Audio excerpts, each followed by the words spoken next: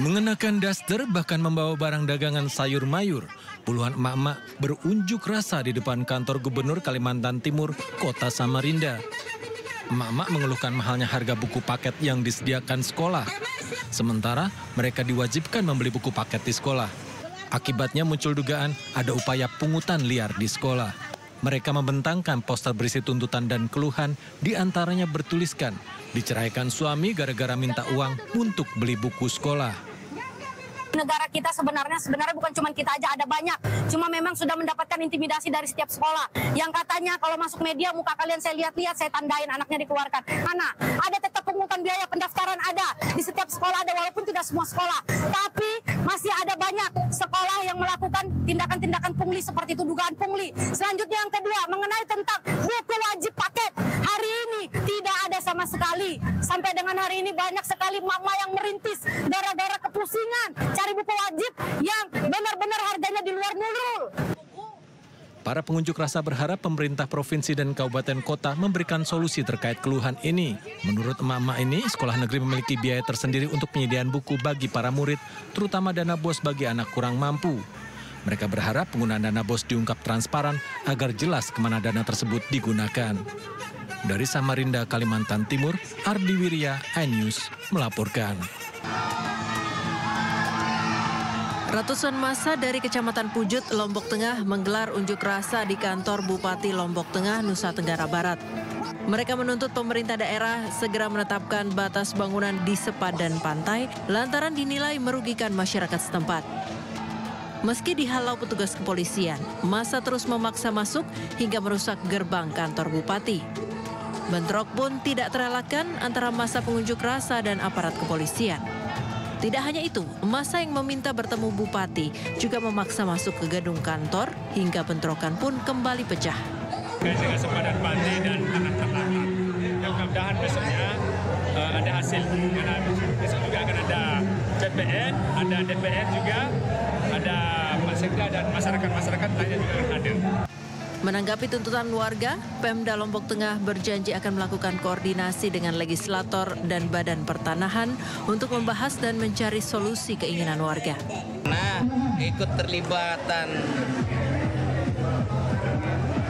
permohonan DPR menandatangani juga perlu dipikirkan. Karena eksekutif legislatif harus sejalan bersama. Itulah sebab kami mengundang besok pimpinan DPR untuk mengetahui substansi persoalannya. Usai bertemu Bupati, massa pengunjuk rasa pun membubarkan diri. Dari Lombok Tengah, Nusa Tenggara Barat, Emma Widiawati, iNews melaporkan. Diduga depresi seorang pria di Ngawi, Jawa Timur membakar rumah orang tuanya. Belakangan diketahui pelaku depresi akibat teringat istrinya yang telah meninggal dunia. Kebakaran hebat terjadi pada rumah milik Arjo, warga Desa Wonokerto, Kecamatan Kedunggalar, Kabupaten Ngawi, Jawa Timur. Bangunan rumah yang berdinding kayu itu habis terbakar beserta seluruh isi perabotan. Mirisnya berdasarkan keterangan keluarga, rumah itu sengaja dibakar oleh Sunarko, anak sang pemilik rumah yang depresi setelah istrinya meninggal dunia 2 minggu lalu. Selain rumah milik orang tuanya, pelaku juga membakar kandang ternak kambing yang ada di belakang rumah. Saat ini pelaku sudah dibawa ke RSUD Dr. Suroto Ngawi untuk dilakukan pemeriksaan kejiwaan. Bakaran ini ya karena ya itu anaknya yang pusing tinggal istrinya, ingin bakar rumahnya ibunya. Keterangan yang sudah kita himpun, terduga pelakunya adalah tidak lain dan tidak bukan adalah anak dari korban sendiri. Dan memang anak korban ini memiliki riwayat adanya gangguan kejiwaan yang mana dari tahun 2010 sudah menjalani perawatan. Akibat aksi nekat sang anak membakar rumah, saat ini orang tua serta penghuni rumah lain dievakuasi ke rumah kerabatnya. Dari Ngawi, Jawa Timur, Asfi Manar, iNews melaporkan. Tim kuasa hukum Saka Tatal meyakini bahwa peristiwa yang menimpa Vina dan Eki pada tahun 2016 adalah murni kecelakaan lalu lintas. Pernyataan tersebut diungkap dalam sidang peninjauan kembali yang digelar di Pengadilan Negeri Cirebon.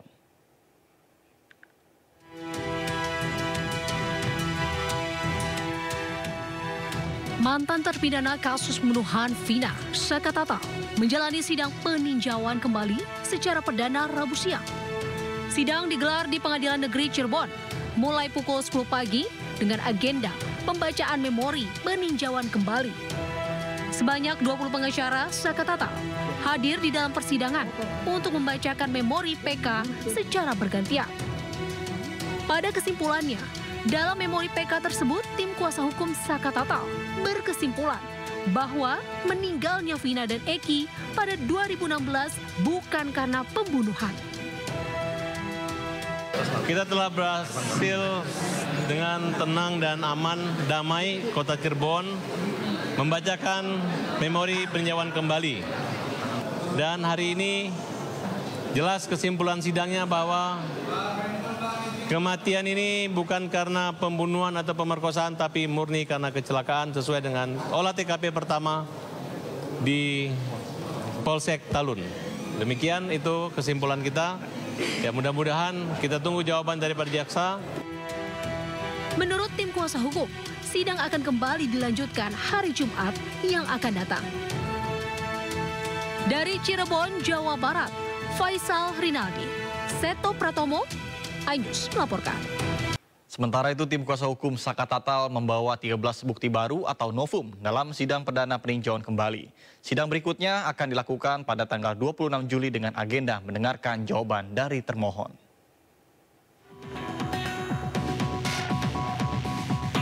Mantan terpidana kasus Vina, Saka Tatal menjalani sidang peninjauan kembali di Pengadilan Negeri Cirebon. Dalam sidang, Saka Tatal memohon agar nama baiknya dipulihkan. Sebab kuasa hukum menyebut Saka Tatal tidak ada hubungannya dengan kasus pembunuhan Vina dan Eki.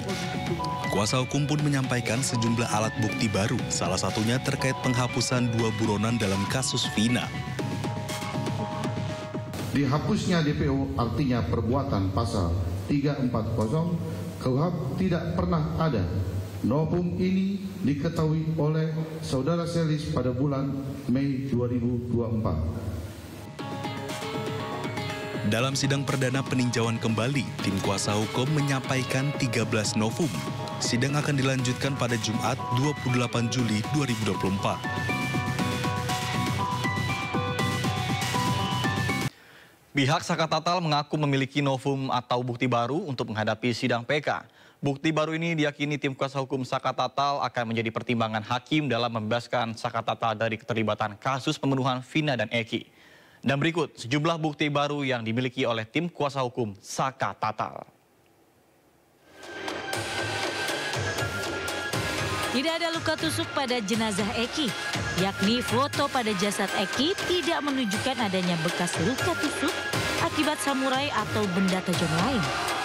Bukti tersebut berdasarkan hasil visum dan otopsi terhadap jasad Eki. Luka sabetan di muka Vina akibat DPO Andi.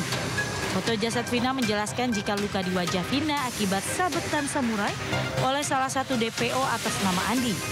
Sehingga hal ini membuktikan Saka Tatal tidak terkait atas kematian Vina. Hasil visum Vina, dari hasil visum Vina menunjukkan adanya pendarahan di hidung Vina. Ditemukan serpihan daging di baut penopang lampu jalan. Bukti tersebut sesuai dengan hasil visum yang menjelaskan adanya luka di tungkai Vina. Di mana hal ini menjelaskan bahwa pada tungkai bawah kanan sisi depan pada tubuh Vina terdapat luka terbuka 15 kali 1 cm dan dalam 4 cm yang menyebabkan pendarahan aktif. Hal ini bertentangan dengan pertimbangan hakim dalam perkara Akwo. Bukti sepeda motor Eki, di mana terdapat bekas goresan akibat gesekan dengan badan jalan. Bukti ini meyakinkan kuasa hukum jika peristiwa tersebut merupakan peristiwa kecelakaan. Rekaman Liga Akbar berupa flash disk yang berisi file rekaman kesaksian Liga Akbar, di mana Liga Akbar mengaku kesaksian dalam persidangan merupakan perintah dari Kapolsek Kepetakan yang sekaligus ayah Eki, Ibtu Rudiana. tidak menerapkan scientific crime investigation. Berdasarkan keterangan Kapolri Jenderal Listio Sigit Prabowo menyebut penanganan kasus tewasnya Vina dan Eki tidak menerapkan scientific crime investigation. Dalam kesimpulan permohonan yang dibacakan kuasa hukum Saka Tatal disebutkan bahwa nama Saka Tatal harus direhabilitasi. Selain itu sejumlah saksi juga diminta agar dihadirkan dalam persidangan, diantaranya mantan petinggi Mabes Polri. Kesimpulan, adapun kesimpulan pada permohonan peninjauan kembali terdakwa Saka Tatal bin Bagja adalah sebagai berikut. 1. Bahwa dengan bukti baru tonofum tersebut yang belum pernah diajukan pada waktu persidangan, hilangnya nyawa korban Muhammad Rizky Rudiana dan Vina karena kecelakaan lalu lintas bukan pembunuhan. 2. Bahwa jaksa penuntut umum dan hakim pada perkara akuo tidak sama sekali menggunakan ajaran kausalitas hukum pidana untuk menentukan pertanggungjawaban pidana. Jaksa dan hakim tidak memisahkan secara tegas perbuatan Saka Tatal bin Bagja dengan terdakwa 5 orang dewasa berdasarkan fakta hukum. Saka Tatal bin Bagja tidak ikut terlibat pada pengeroyokan di tempat kejadian peristiwa di showroom mobil dekat SMP 11 di Jalan Perjuangan, Gang Situnggal, Kelurahan Karya Mulia, Kecamatan Kesambi, Kota Cirebon, bertempat di sebuah tanah kosong. 3. Bahwa jaksa penuntut umum dan hakim pada perkara akuo tidak menerapkan diversi pada sistem peradilan pidana anak Saka Tatal bin Bagja sebagaimana yang diamanatkan pada Undang-Undang Nomor 11 Tahun 2012 tentang Sistem Peradilan Pidana Anak dan Peraturan Mahkamah Agung Republik Indonesia Nomor 4 Tahun 2014 tentang pedoman pelaksanaan diversi dalam melaksanakan sistem peradilan pidana anak, sehingga jaksa penuntut umum mengabaikan perintah undang-undang yang melanggar hukum acara pidana anak. 4. Bahwa jaksa penuntut umum dan hakim pada perkara akuo telah keliru dalam menerapkan hukum dan keliru yang nyata dalam memutus anak Saka Tatal dengan menghukum menggunakan pasal 340 KUHP. Selain Saka Tatal, salah satu narapidana kasus pembunuhan Vina dan Eki, Rivaldi, juga akan mengajukan permohonan peninjauan kembali di Pengadilan Negeri Kota Cirebon.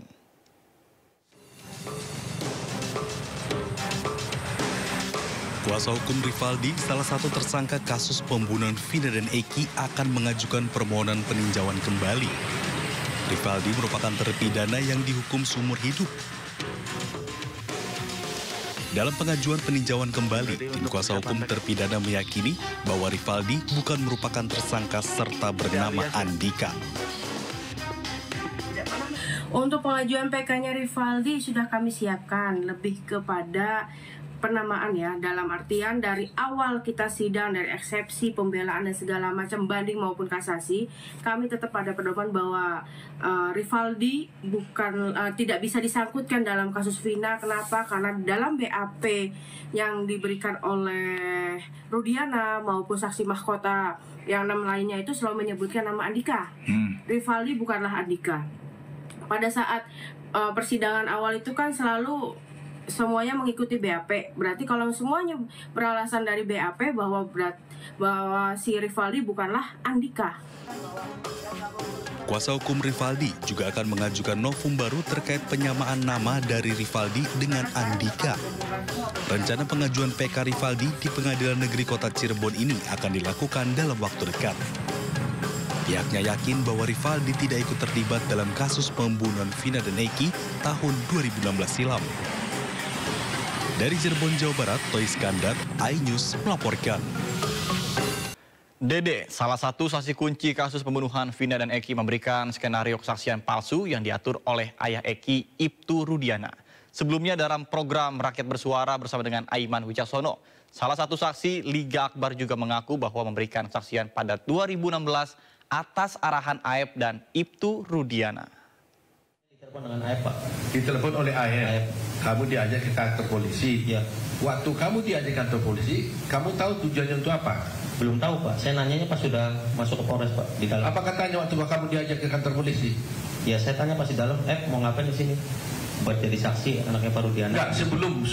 Oh, saya nggak pernah nanya, Pak. Cuma nggak nanya, Pak. Oh, diajak aja. Oh, tolong antar saya ke kantor polisi gitu. Oke, setelah kantor polisi, apa yang terjadi? Ya, saya tanya, buat mau ngapain di sini? Buat keterangan saksi kan? Saksi siapa? Pak Rudiana yang anaknya meninggal. Oh, itu kata Aep. Iya. Nah, kemudian kamu bertemu dengan Rudiana di mana? Di situ juga? Di situ juga. Saya tahu Rudiana pun saat di situ. Oh, kamu kenal Rudiana saat di situ? Saat di situ. Waktu dia pakai baju apa dia? Baju preman atau baju preman sih, Pak. Baju biasa. Polisi. Apa? Dikenalkan sama Aep siapa ini gitu? Iya, dikenalkan sama Aep. Ini Pak Rudiana katanya. Nah, dikasih tahu ini Pak Rudiana. Ini Pak Rudiana. Apalagi? Bapaknya Eki. Diberitahu nggak dia polisi? Diberitahu, Pak. Dia polisi. Ini polisi. Gitu. Polisi. Jabatannya diberitahu pada waktu itu? Diberitahu intel narkoba katanya, Pak. Oh, intel narkoba katanya. Diberitahu gitu ya? Diberitahu. Nah, lantas apa kata Aep kepada kamu? Ya, saya bilang ke Pak Rudiana juga pada situ. Pak, buat jadiin saksi apa? Anak saya yang meninggal katanya. Nah, sedangkan saya tidak tahu kejadian itu. Dan saya pun tidak kenal nama-nama dan muka dan peristiwa itu emang tidak tahu sama sekali, Pak. Nah, terus apa kata Rudiana? Kata Aep dan Rudiana, ya bilang, Pak, ya udah ntar saya kasih tahu katanya. Ya setelah dikasih tahu, pada saat nongkrong di situ, pada saat ke warung ada orang segerombolan nongkrong, terus melihat pelemparan batu kepada anaknya Pak Rudiana. Nah, terus dilempar batu itu tidak kena, terus pengejaran membawa bambu. Nah, terus setelah itu ya tidak tahu kejadian itu lagi, Pak. Setelah pengejaran tidak tahu. Sudah sampai situ doang, Pak. Tadi kan kamu ceritakan bahwa kamu diarahkan oleh Aep dan Rudiana. Saya mau lihat peran masing-masing. Aep ngomong apa, Pak Rudiana ngomong apa? Aep ngasih tahu, bilang aja ya ada segerombolan orang di situ, Pak. Baik. Terus Pak Rudiana? Pak Rudiana ngasih tahu masalah motor sama nama, Pak. Sama nama? Iya, motor dan nama saya tahu dari Pak Rudiana, dikasih tahu sama Pak Rudiana. Oh, nama-nama pelaku. Nama-nama pelaku. Iya. Apa katanya waktu itu? Kan saya bilang saya nggak kenal, Pak, nama-nama pelaku. Nah. Muka pun nggak kenal. Terus kata Pak Rudiana, ya udah ntar saya kasih tahu nama-namanya pelakunya. Oh, dikasih tahu. Dikasih tahu. Jadi pada waktu itu Liga Akbar menyampaikan bahwa Vina dan Eki dipukuli, dianiaya, dilempari batu, betul ya? Di kesaksian pengadilan waktu itu. Betul. Sebenarnya Liga tidak melihat itu. Tidak, Pak. Liga tidak mengetahui sama sekali kejadian itu. Tidak. Lalu kenapa? Mohon maaf didekatkan lagi. Lalu kenapa pada waktu kesaksian di pengadilan berbeda? Saya bingung waktu itu, Pak. Saya mau bilang sama siapa karena nggak ada yang percaya. Liga pada waktu itu diminta oleh siapa jadi saksi? Pak Rudiana, Pak. Pak Rudiana? Oke. Dari mana kemudian Pak Rudiana tahu kalau Liga mengetahui kejadian di TKP tersebut? Sampai sekarang saya belum tahu. Betul, belum tahu. Pada waktu itu kan Pak Rudiana minta Liga. Iya. Betul ya? Pada waktu itu kenapa Liga mau? Karena dimintai keterangan soal almarhum Vina dan Eki yang dipakai. Dari helm, keadaan motor, itu saja awalnya yang diminta. Pada waktu kejadian, Liga ada di mana? Ada di warung SMA 4 saya, Pak. Dekat dengan kejadian TKP itu? Agak jauh. Agak jauh? Ya. Kenapa Pak Rudiana memilih Liga? Apa karena kenal atau karena apa waktu itu? Mungkin karena kedekatan saya sama almarhum Eki dulu. Oh, lalu kemudian apa yang disampaikan Pak Rudiana waktu itu yang seingat Liga? Hanya itu saja, Pak. Diminta tolong, nggak bahasanya seperti apa Pak Rudiana waktu itu? Minta tolong buat memperkuat bukti. Iya. Kan Liga bilang dong, saya nggak tahu Pak. Iya. Sempat bilang nggak gitu ke Pak Rudiana? Iya, sempat. Terus kenapa kemudian Liga dipaksa atau gimana? Tiba-tiba saya dijemput, Pak, di rumah. Nah, terus skenarionya siapa yang ngajarin? Skenario itu, saya udah menolak berapa kali, dibantu sama pemeriksa. Oh, jadi pemeriksa yang ngasih bahwa ntar kamu ngaku kalau kamu ngelihat, kamu melihat Vina dan Eki dipukulin, dilemparin batu dan seterusnya begitu. Diajarin data-data itu. Bukan diajari, dirangkai, Pak. Iya, maksudnya disampaikan, disuplai, dipasok ke liga. Dibantu. Pemirsa, Gregorius Ronald Tanur, anak politikus yang menjadi terdakwa kasus pembunuhan kekasihnya, divonis bebas. Dalam amar putusannya, hakim menyatakan seluruh dakwaan yang dituduhkan terhadap terdakwa tidak terbukti.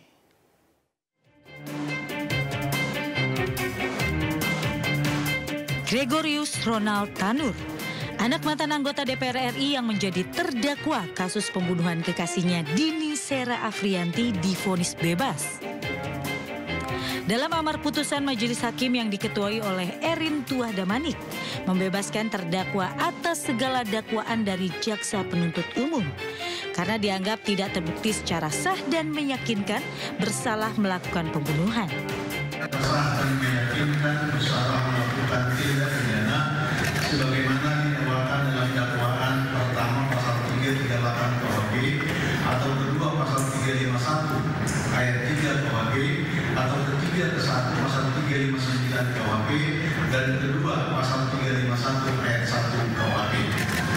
Membebaskan terdakwa oleh karena itu dari seluruh dakwaan penuntut umum di atas.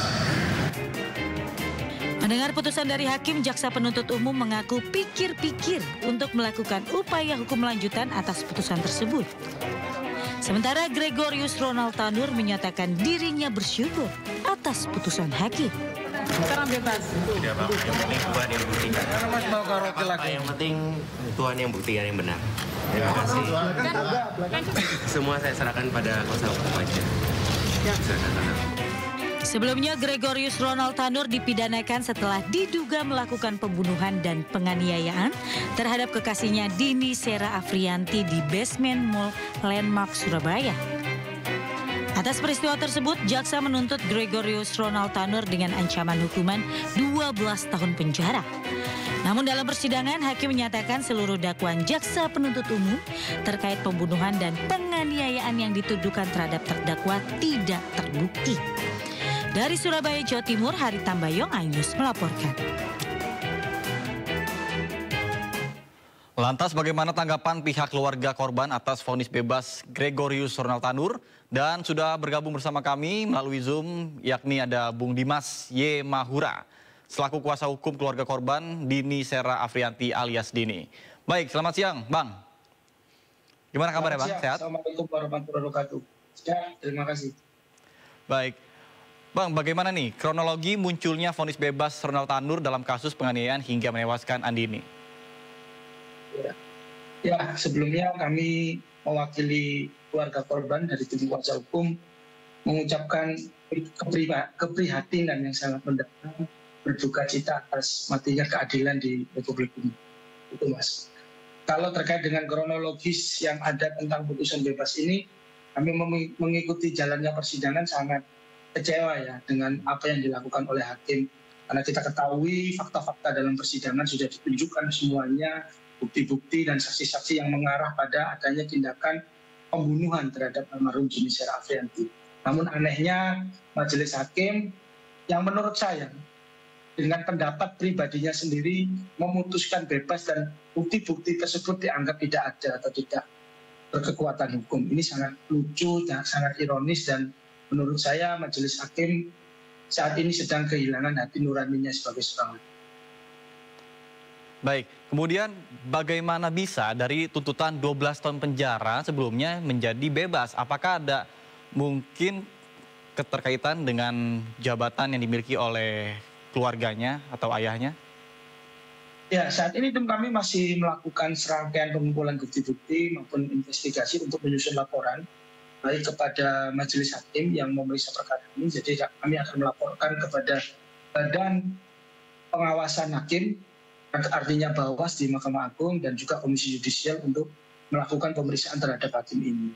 Dan jika nanti memang ditemukan adanya pelanggaran kode etik atau intervensi, kami minta agar dilakukan penindakan tegas terhadap hakim ini. Kemudian terkait dengan dugaan-dugaan yang lain, apakah ada pengaruh intervensi, politisasi, atau mungkin karena tidak pidana penyuapan atau korupsi, kami juga mempertimbangkan saat ini sedang melakukan penyusunan laporan untuk melaporkan kepada Komisi Pemberantasan Korupsi untuk juga melakukan pengawasan investigasi terhadap apa yang dilakukan oleh 3 majelis hakim dari Pengadilan Negeri Surabaya. Baik, kemudian ini kan sebelumnya divonis 12 tahun penjara, kemudian menjadi bebas. Kira-kira apakah memang dikatakan bahwa untuk bukti sendiri tidak terbukti? Sementara kan CCTV sudah ada menjelaskan bahwa telah melakukan penganiayaan segala macam sehingga menyebabkan korban meninggal dunia. Kemudian mungkin pandangan Anda seperti apa dengan tanggapan tersebut? Kemudian juga apa langkah selanjutnya yang akan dilakukan dari pihak kuasa hukum dari korban? Baik. Ya, bukti-bukti yang sudah ada itu sudah cukup jelas dari hasil otopsi, dari hasil CCTV, bahkan dari keterangan-keterangan saksi yang menunjukkan adanya perbuatan dari si tersangka GRT ini. Dan perlu kita ketahui, dari kondisi fisik dari korban saja secara visual itu sudah terdapat berbagai macam dugaan tindakan kekerasan dan penganiayaan, di mana ada bekas ban, luka memar, dan lain sebagainya. Jadi sangat ironis dan sangat memprihatinkan bila majelis hakim seolah-olah tidak mempercayai bukti-bukti yang secara jelas sudah ditunjukkan oleh jaksa penuntut umum di dalam persidangan. Terkait dengan langkah lanjutan yang sudah kami upayakan, saat ini kami sedang mempersiapkan untuk melakukan laporan kepada Badan Pengawasan Mahkamah Agung dan Komisi Yudisial, dan termasuk nanti laporan kepada Komisi Pemberantasan Korupsi. Namun kami juga akan mendukung proses kasasi seperti yang disampaikan tadi siang dalam konferensi pers yang disampaikan oleh Kejari Surabaya, bahwasanya JPU akan melakukan upaya hukum kasasi terhadap kasus ini. Kami akan mengawal proses tersebut dan kami berharap majelis hakim di tingkat kasasi untuk bisa memutus.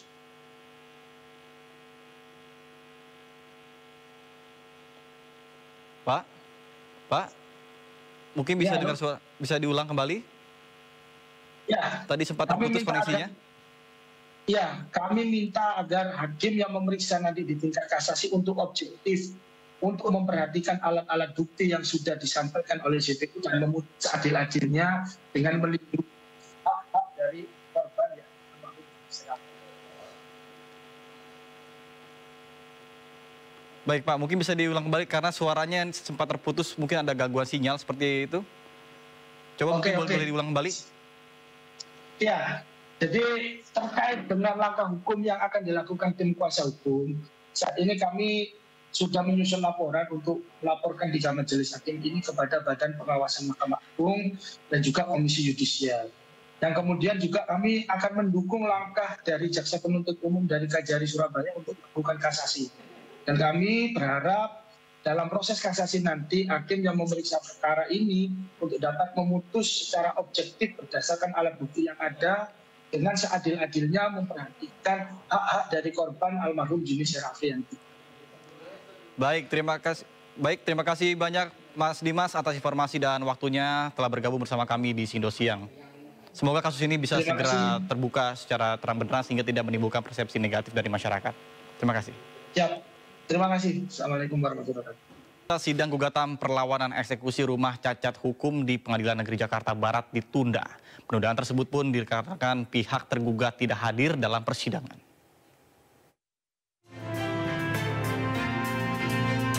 RPA Perindo mendampingi korban eksekusi rumah menjalani sidang di Pengadilan Negeri Jakarta Barat. Gugatan dilayangkan para ahli waris karena proses eksekusi rumah di kawasan Kembangan itu dinilai cacat hukum. Namun penggugat kecewa usai sidang ditunda karena pihak tergugat tidak hadir. Tentunya untuk sidang hari ini yang saya harapkan tidak sesuai dengan harapan karena semua yang kita duga melakukan kecurangan terhadap saya itu tidak hadir. Kita sudah gugat kalau nggak salah 5 pihak. Kami berharap pada persidangan berikutnya, kan ini tadi sudah dibilang oleh majelis hakim dilanjutkan pada tanggal 6 Agustus mereka dapat hadir ya, sehingga pihak-pihak terkait yang telah membuat cacat hukum sertifikat ini bisa bertanggung jawab. Melalui pendampingan RPA Perindo berharap pada persidangan selanjutnya majelis memberikan keadilan dan kepastian hukum bagi penggugat. Dari Jakarta, Abdul Aziz, Auliansyah Ramadan, iNews melaporkan. Seorang mahasiswi di Gorontalo harus berurusan dengan polisi usai menggelapkan 11 unit laptop milik temannya. Ironisnya perbuatan itu pun dilakukan untuk membiayai pacarnya yang gemar bermain judi online.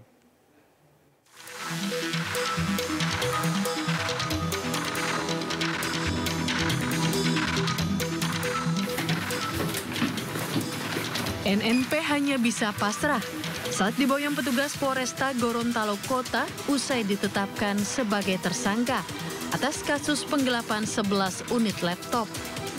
Kasus ini bermula dari laporan salah seorang teman kuliah tersangka yang laptopnya tak kunjung dikembalikan. Setelah dilakukan penyelidikan, ternyata korban tidak hanya satu orang, melainkan ada 11 unit laptop yang digadaikan tersangka di 3 tempat berbeda. Dengan alasan bahwa laptop ini digunakan untuk mengerjakan tugas kuliahnya yang belum selesai. Namun ternyata laptop ini dia gadaikan kepada ada dua gerai tempat pegadaian tentunya di sini kota dan ulangi 3. 2 di kota dan 1 di daerah Bonegolangi Kabupaten. Mahasiswi cantik jurusan Fakultas Hukum, salah satu universitas di Gorontalo ini menyatakan nekat menggadaikan laptop teman-temannya untuk membiayai dan memenuhi gaya hidup sang pacar yang gemar bermain judi online. Tak hanya itu, selama berpacaran, uang 70 juta rupiah telah dikuras sang pacar. Kalau tiap hari setiap berjalan saya yang kasih uang. Berapa itu? 200.000 sampai 300.000 itu setiap hari. Dalam 1 bulan berapa kali ketemu? Tiap hari. Tiap hari. Kalau tidak pakai uang belum mengancam atau? Tidak, awalnya tidak, cuman pas putus itu dia ada itu ancaman. Tersangka diancam dengan pasal 372 Jungto 64 KUHP dengan hukuman paling lama 4 tahun penjara. Dari kota Gorontalo, Provinsi Gorontalo, Nur Faizila Hasan melaporkan. Kementerian SDM menandai babak baru dalam transisi energi Indonesia dengan meluncurkan uji coba perdana penggunaan biodiesel B40 pada kereta api. Uji coba ini dilakukan di Stasiun Lempuyungan, Yogyakarta dengan menggunakan kereta api Bogowonto relasi Yogyakarta Pasar Senen. Kementerian Energi dan Sumber Daya Mineral mempercepat transisi energi dengan meluncurkan uji coba perdana penggunaan biodiesel B40 pada kereta api. Direktur Jenderal Energi Baru Terbarukan dan Konservasi Energi Kementerian ESDM Enia Listiani Dewi menyebutkan, uji coba B40 dengan campuran solar 60% dan bahan bakar nabati dari kelapa sawit 40% diharapkan menjadi solusi strategis untuk mengurangi konsumsi solar dan emisi gas buang. Uji coba ini bertujuan untuk menguji ketahanan genset KA Bogowonto selama 1.200 jam atau 50 kali pulang pergi Jakarta-Jogja. Nantinya setelah tahap uji coba, penggunaan B40 secara keseluruhan bisa dilakukan pada tahun 2025. Kita ketahui bahwa memang sumber emisi itu termasuk dari sektor transportasi adalah yang terbesar selain dari industri. Jadi sektor transportasi dari segala sudut pandang, mau itu darat, laut, udara, ya semua juga diupayakan untuk diturunkan emisinya. Nah, pada hari ini kita melakukan seremoni untuk kick off implementasi B40 di sektor kereta api, di sektor transportasi darat. Kementerian SDM optimis penggunaan B40 ini bisa makin meningkatkan penghematan devisa negara dari pengurangan impor solar. Adapun pada tahun 2023 penghematan devisa dari penggunaan B35 pada sektor otomotif dan non-otomotif diproyeksi mencapai 122 triliun rupiah. Jika tahun depan B40 bisa diterapkan, penghematan bisa mencapai sekitar 144 triliun rupiah. Sementara itu, penurunan karbon dioksida ditargetkan mencapai 42,5 juta ton dari estimasi pemakaian 16 juta kiloliter B40 pada tahun 2025.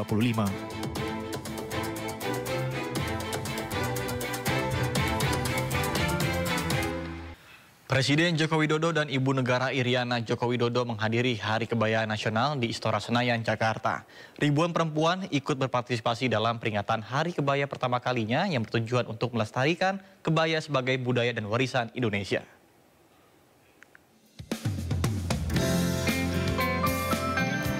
Lebih dari 9.000 perempuan mengenakan berbagai jenis kebaya Nusantara untuk menghadiri Hari Kebaya Nasional yang diperingati pada 24 Juli 2024.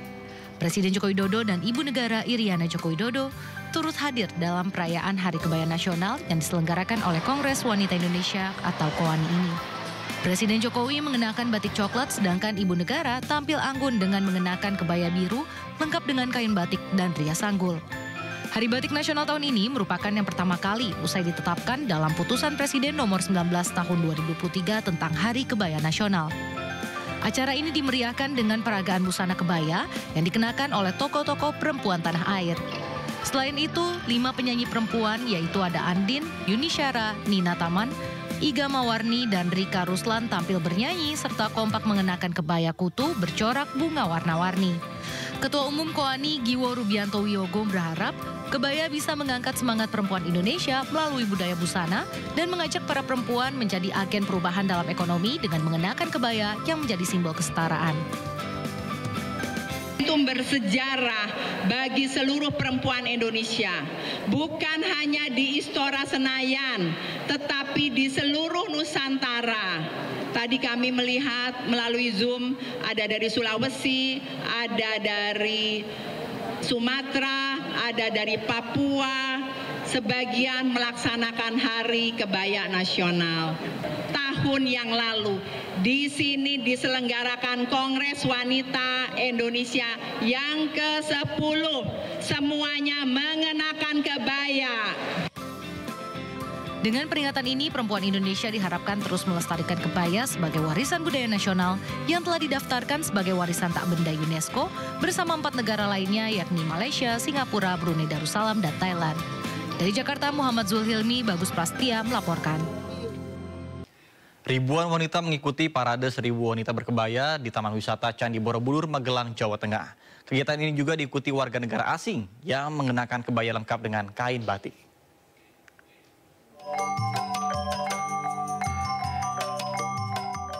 Berwarna-warni, ramai dan meriah.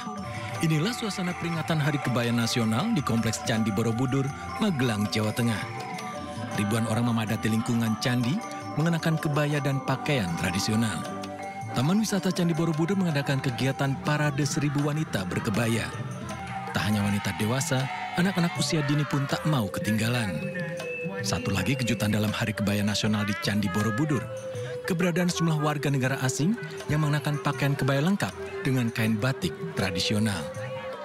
Well, it feels very special because we don't come from here. Yeah. On the other side of the world, very different fashion, and to be here on this special day, it's very special. I'm really excited about it. I think it's really nice that we are allowed to wear it, to be part of the culture, to experience it while we're staying here. So yeah, I think it's really nice. Selain untuk memperingati Hari Kebaya Nasional, acara ini juga ditujukan untuk membangkitkan budaya berkebaya. Pemilihan Candi Borobudur karena merupakan warisan budaya dunia. Pertama warisan budaya dunia, ya, yang sangat sudah dikenal dunia. Dan dengan berada di sini, kita tahu bahwa warisan-warisan budaya kita itu tidak hanya menjadi kebanggaan nasional, tapi kebanggaan dunia, termasuk berkebaya ini. Hari Kebaya Nasional di Candi Borobudur diikuti sedikitnya 1.300 peserta berkebaya. Mereka datang dari berbagai daerah. Acara juga dimeriahkan berbagi kain kebaya kepada para pedagang di Kompleks Taman Wisata Candi Borobudur. Dari Magelang, Jawa Tengah, Puji Hartono melaporkan. Sementara itu pemirsa, atlet renang putri Azahra Permatahani siap berjuang di Olimpiade Paris 2024. Meskipun sempat terkendala masalah visa, akhirnya Azahra pun berangkat dari Paris dari Bandara Internasional Soekarno-Hatta, Tangerang, Banten menuju ke Paris, Prancis.